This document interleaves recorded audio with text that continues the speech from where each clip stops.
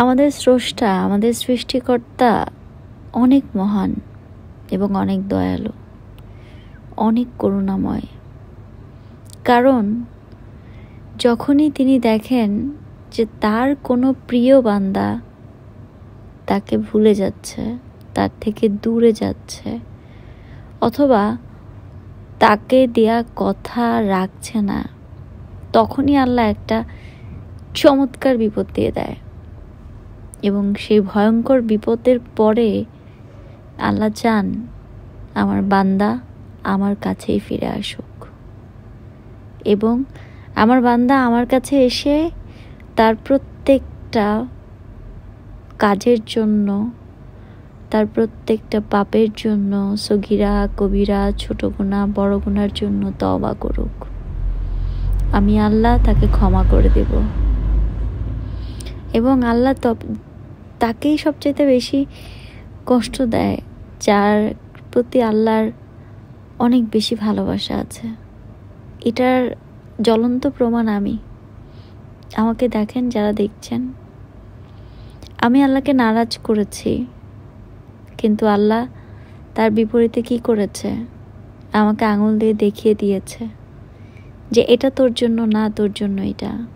আমি আল্লাহ চাই তুই একাই সারাটা জীবন পার করে একদম সন্তানদের মানুষের মতো মানুষ করে, বাবা মার দায়িত্ব পালন করে, আমার ইবাদত করে, এই দুনিয়া ক্ষণস্থায়ী দুনিয়ায় যেইটুকু তোর কাজ সেইটুকু করে তুই আমার দুনিয়ায় চলে আয়, কবরস্থ।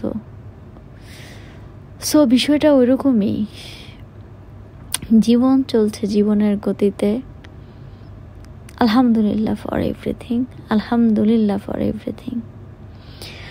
এত কিছুর পরও আমার মনে হচ্ছে এই যে যারা গীবত করছে, যারা কথা বলছে, আপনার একটা ভুল, আপনার একটা পাপ অন্য কেউ অন্য কারো কাছে বলল মানে সে এই পাপটা তার করে নিল,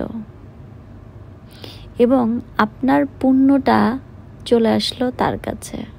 পুণ্য বলতে আপনি যেই ভালো কাজ বা নেককার কাজ করেছেন, আমলের পাল্লায় আপনি ভারী হয়ে যাবেন এবং সে কমে যাবে। আমারটা কিন্তু তাই হচ্ছে। আপনারা একটু খেয়াল করে দেখবেন, আমি যখন প্রচণ্ড বিপদে পড়ে যাই এবং বিপদে পড়ে আমি কিন্তু গিভ আপ করি না।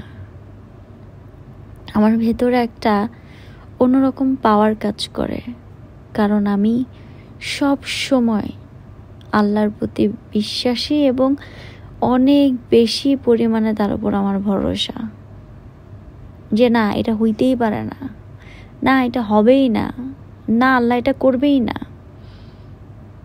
আবার এরকমও হয়, হ্যাঁ এটা হবেই, আল্লাহ আমাকে দিবেই, এটা আমাকে পারতেই হবে, আল্লাহ আমার সাথে আছে।